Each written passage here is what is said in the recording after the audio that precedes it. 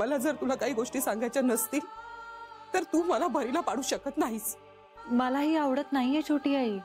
अहो पण तुम्हीच अडकवलंयत मला यात। मी काय केलं?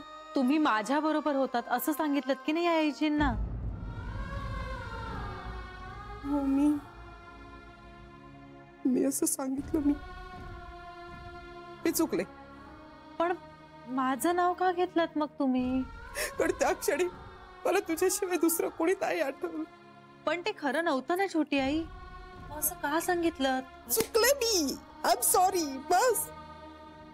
हो सॉरी बोलून प्रश्न सुटत नाही छोटी आई। मग आता मी काय करू?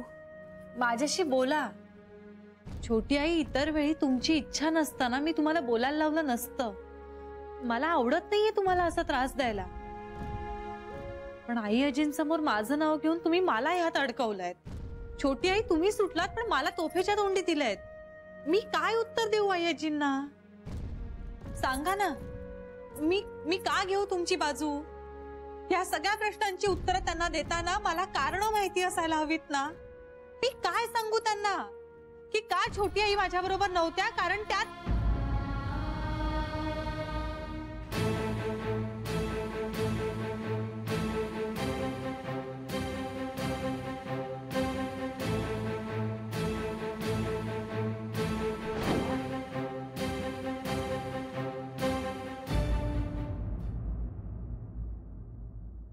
साहेब तुम्ही सांगितलं नव्हतात तरी या चहा आणलाय माझ्याकडून स्पेशल, एकदम झकास जमलाय।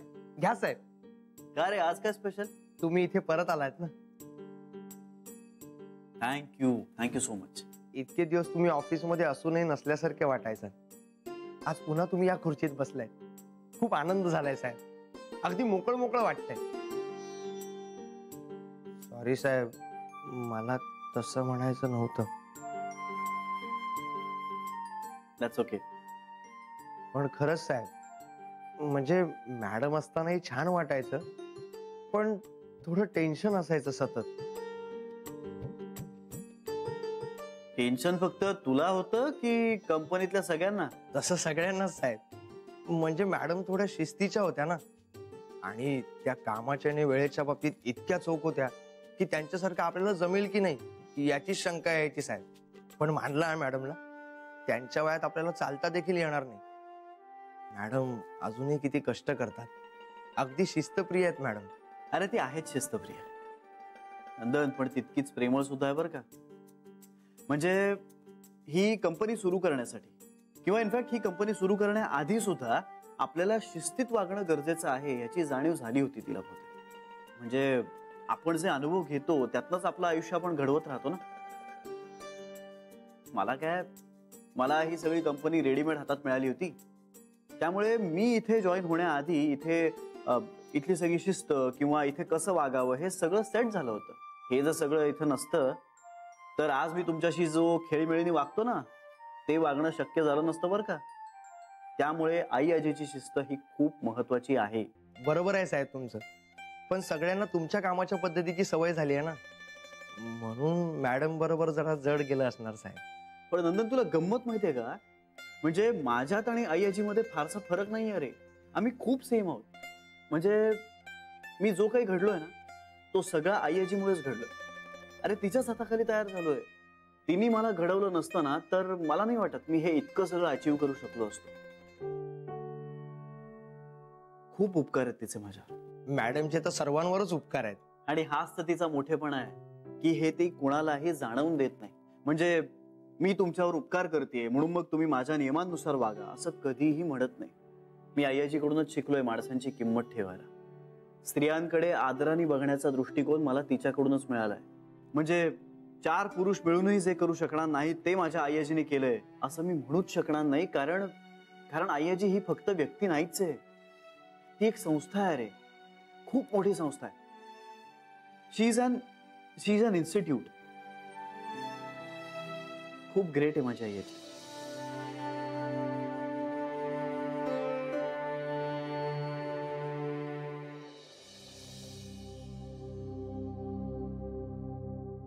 मला वाटतं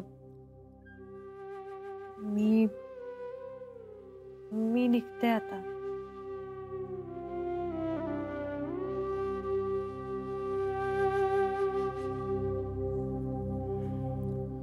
छोटी आई,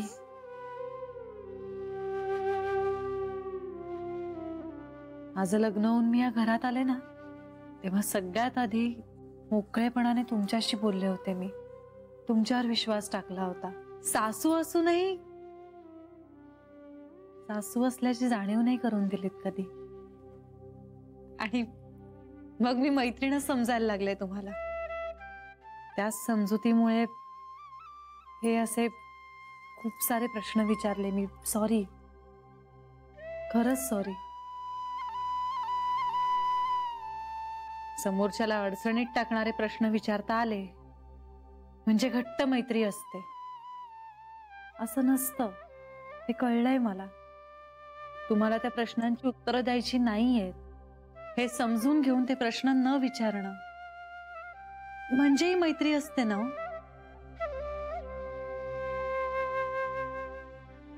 मी निघते आता.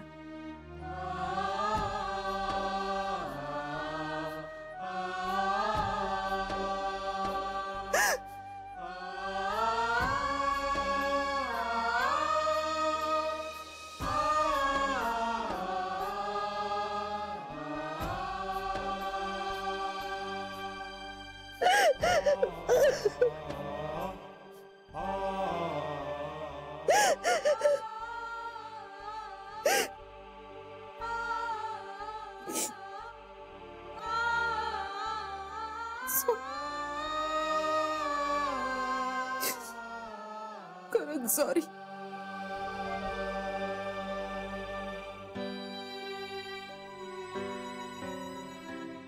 मी चुकले जान्हवी. मी तुझ्या बाबतीत खरंच चुकले. मी तुझं नाव घ्यायला नको होतं. अगं पण खोट बोलायचं म्हणून नाही ग. मला त्या क्षणी काही सुचलंच नाही म्हणून नाव घेतलं मी तुझं. मी खूप घाबरले होते. तोंडाला येईल ते बोलले मी. आता घाबरत नाही आहात ना?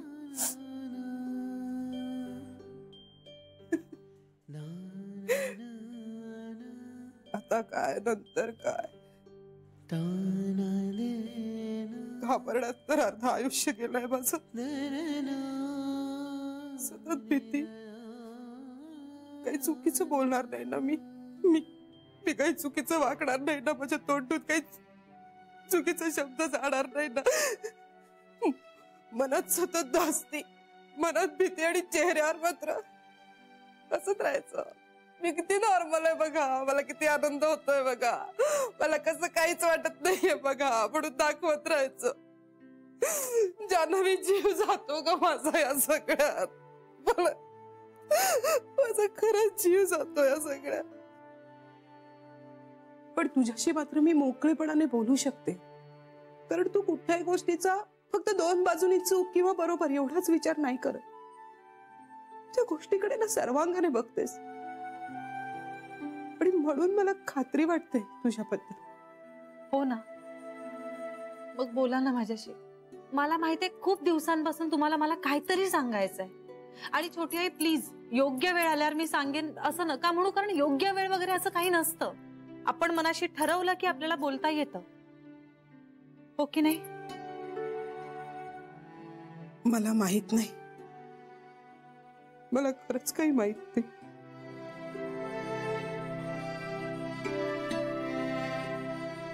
जान्हवी, खरंच मला माहित नाही. मला फक्त इतकंच माहितीये की मी तुझ्यासारखं एवढं चांगलं नशीब घेऊन जन्माला नाही आले.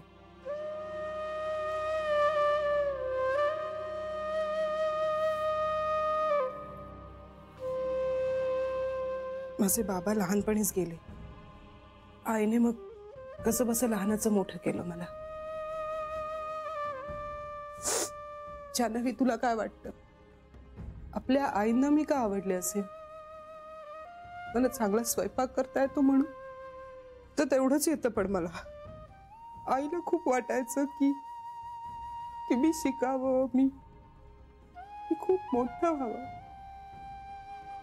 पण आईला कधी सुखाचा संसार करताना मी पाहिलंच नाही. आणि म्हणून कदाचित मी स्वप्न बघितली ती फक्त माझ्या संसाराची. माझा स्वतःचा संसार, माझ्यावर मनापासून प्रेम करणारा माझा नवरा. बस एवढी छोटी अपेक्षाही पूर्ण होऊ दे का ग? एवढी काय मोठी चूक केली होती ग की एवढ्या छोट्या छोट्या गोष्टी मला मिळू दे. ना मी धड संसार केला, ना मला माझा नवरा मिळाला, ना खुशीत एक छोटस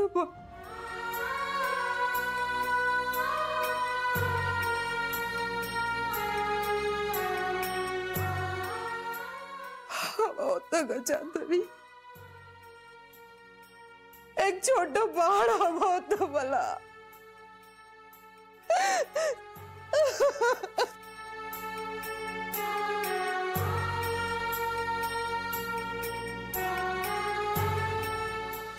काही म्हण इंदू, पण श्री वाळला ग. हो, खूपच वाळला. किती झालं तरी बाहेरचं खाणं ते बाहेरचं खाणं, पौष्टिक असं काही असणारच नाही. बहिणी, मला तर ना त्याच्या डोळ्याखाली असं राऊंड अँड राऊंड असं ब्लॅक झाल्यासारखं वाटते. बहिणी, ब्लॅक म्हणजे काळं. आता घरी आला ना, छान खाऊ पिऊ घालूया त्याला. आपण त्याला बदामाचं दूध दिवसातून एक वेळ द्यायचो, आता 2दा देऊया. हा चालेल. रोज काहीतरी कडधान्य भिजत घालायचंच. म्हणजे रोज उसळच करायला पाहिजे असं नाही, कधी कोशिंबीरीत घालू, कधी वेगळं काहीतरी. हा इंदू, हिरवे मूग भिजत घाल ना. हा, हिरवे मूग भिजव. म्हणजे मी भिजवते. वहिनी, श्री आल्यापासून कसा उत्साह आलाय ना. 4 गोष्टी कराव्या, खाव्या असं वाटतंय. मला तर किती करू आणि किती नको असं झालंय अगदी. मला पण. प्रसाद काय काय तुला पण काय? किती करू आणि किती नको असं झालंय. का हसताय का? दोघी बहिणी शोभता अगदी. अगं आत्ताच हे वाक्य वहिनी म्हणाल्या. पण सरे, अगं आमचं ठीक आहे, आम्ही करून करून काय स्वयंपाक करणार, पण तू काय किती किती करणार आहेस? देवपूजा. अत्यानंद महाराजांच्या कृपेमुळे श्री घरी परत आलाय. आता किती नामस्मरण करू आणि किती पूजा करू असं झालंय मला. मी तर महापूजा करायचं ठरवलंय. महापूजा? हो. श्री घराबाहेर होता ना, तेव्हा मी देवाला साकडं घातलं होतं. तो घरी परत आला ना की त्याच्या हस्ते महापूजा करेन. आता करावी लागेल ना. सरे, तुला माहितीये ना श्री हे काहीच करत नाही म्हणून. अगं आतापर्यंत नव्हतं केलं, पण आता करेल की. आणि कुठे जायचं वगैरे नाहीये, इथेच करायचंय. पण मोठी पूजा करायची, 10 गुरुजी बोलवायचे, पारायण करायची, होम करायचा की झालं. झालं. सरे, कृपा कर आणि आता श्री नाराज होईल असं काही करू नकोस. अगं तो का नाराज होईल? मी बोलते ना त्याच्याशी, मी समजावलं की करेल तो. त्याला सांगितलं तर झालीच समज तुझी पूजा. हा म्हणजे? अगं म्हणजे काय म्हणजे, एक वेळ तो ऑफिसला गेल्यावर आपण घरी काही केलं तरी चालतं, पण तो पूजेला बसणार, होम करणार, ह्या म्हणजे अपेक्षा जरा जास्तच आहे सरू. पण आता मी बोलून बसले, आता घालावीच लागेल पूजा. बरं, तुला काय वाटतंय कधी करायची पूजा? परवा. परवा? वहिनी, आपण परवा जाऊया का साड्या घ्यायला? अहो, मी परवा पूजा घालायचं म्हणते. सरू, भानावर ये. परवा पूजा होणं शक्य नाही. एक तर आधी तू श्रीशी बोलली नाहीस, आणि बोललीस तरी श्री तयार होणं शक्य नाही. पण मी बोलून तर बघते ना, तो ऐकेल माझं नक्की. बरं, तू बोल श्रीशी, बघूया काय होतंय. हा, प्रसाद देऊन येते सगळ्यांना. वहिनी, बोल काय, श्री चिडेल. नाही चिडणार, म्हणजे पूजा नाही करणार, पण चिडणार पण नाही. तिला बोलावं असं वाटतंय ना, बोलू दे ना तिला. हे बघ, आनंद व्यक्त करायची तिची ही पद्धत आहे. तिच्या आनंदावर आपण कशाला पाणी टाकायचं? हा, कशाला पाणी टाकायचं? चहा पी. हे घ्या, थोडं पाणी.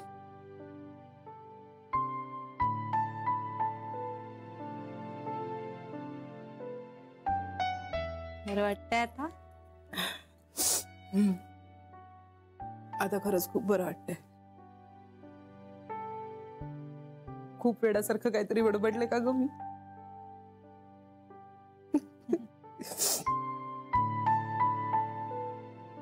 आणि कुणी सांगितलं की मला बाळ नाहीये?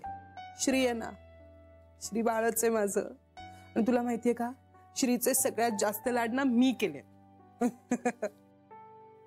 तू फक्त हे कुणाला सांगू नकोस हा. म्हणजे तू सांगणार नाहीस कुणाला, खात्री आहे मला, पण कुणाजवळ काही बोलू नकोस. कशाबद्दल? हेच आम्ही बडबडत होते ना काहीतरी वेड्यासारखं. आई व्हायचं होतं, बाळ हवं होतं वगैरे. ते म्हणजे असं वाटणं काही चुकीचं नाहीये. कुठल्याही बाईला असं वाटू शकतं तसं मला वाटलं. फक्त माझ्या बाबतीत हे असं वाटणं फक्त वाटणं नाहीये ना, म्हणून. फक्त वाटणं नाहीये म्हणजे?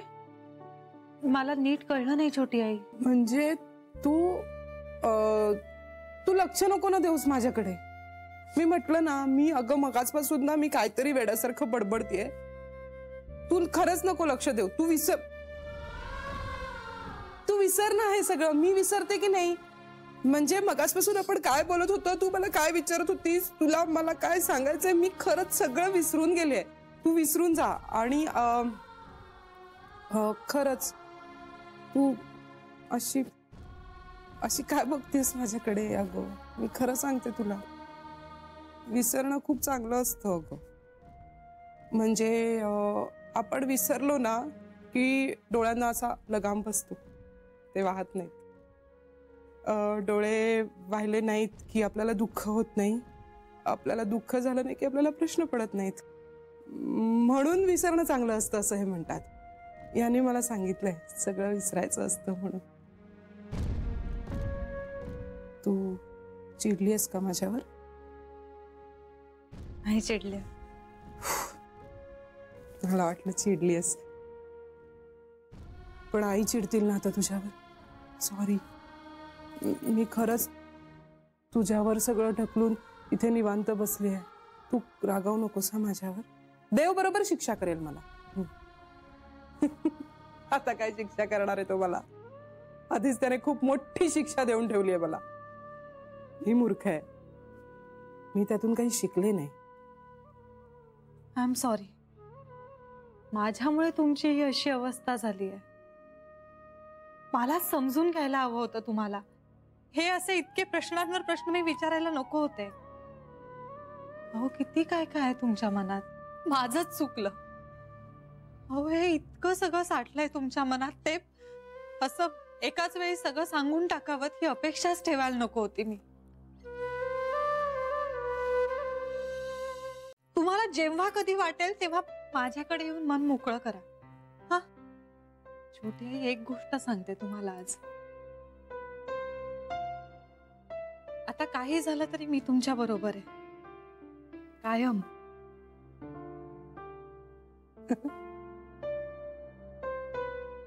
अजूनही तुला विश्वास ठेवावा असं वाटतं माझ्यावर? 100%. आणि विश्वासावर जग चालतं. माझा पूर्ण विश्वास आहे तुमच्यावर. जान्हवी, अडचणीच्या काळात माणसाला जसा देव आठवतो ना, तशी तू आठवतेस मला. छोटी आई, इतकं मोठं नका करू मला.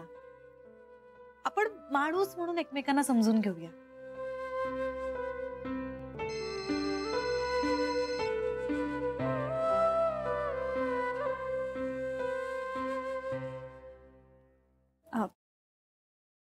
मी आलेच, नंतर बोलूया.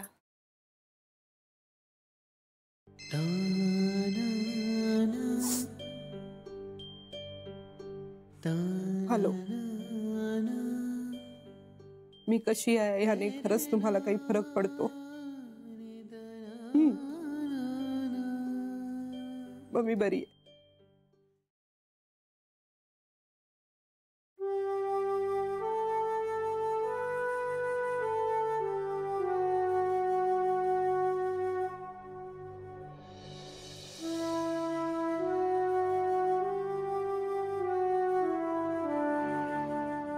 कामात मन गुंतलेलं असलं की डोक्यात विचार येत नाहीत. इतके दिवस ऑफिसमध्ये जात होते तेव्हा आपोआप या विचारांनी पिच्छा सोडला होता. आज एक दिवस घरी आहे तर भूतकाळ पुन्हा अलगदपणे मनात शिरलाय. आईला चिकटलेल्या पोरासारखा घट्ट चिकटून बसलाय. वय झालंय म्हणून मन जास्त हळवं होतंय का गेल्या काही दिवसातल्या घटनांमुळे जुन्या आठवणी डोकीवर काढतायत कोण जणे. माझी मुलं त्या वेळी चुकीची वागली. एक आई म्हणून मी त्यांना माफ करणं, त्यांच्या चुकांवर पांघरून घालणं मला सहज शक्य होतं. पण मी त्यांच्या बायकांवर अन्याय केला असता. स्त्री म्हणून त्यांना समजून घेण्यात कमी पडले असते. मी माझ्या मुलांना जाब विचारला, समज दिली, पुन्हा संधी दिली आणि जेव्हा सगळे उपाय थकले तेव्हाच घराचं दार लावून घेतलं. पण हे इतकं सगळं कोरडं, इतकं सहज तर नक्कीच झालं नाही. आता वाटतं कसं सहन केलं असेल तेव्हा हे सगळं. चुकीचं नाही वागले मी, फक्त सामान्य आईसारखी नाही वागले. म्हणूनच कदाचित आता आयुष्याच्या संध्याकाळी या उघड्या पडलेल्या जखमा भळभळून वाहतायत. म्हातारपणाचं निमित्त तर किती सांगणार.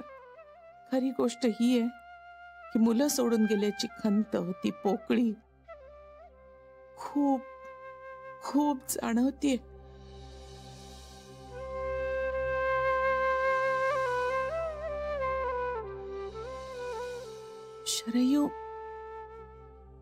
शरयू भेटत असेल का कांताला?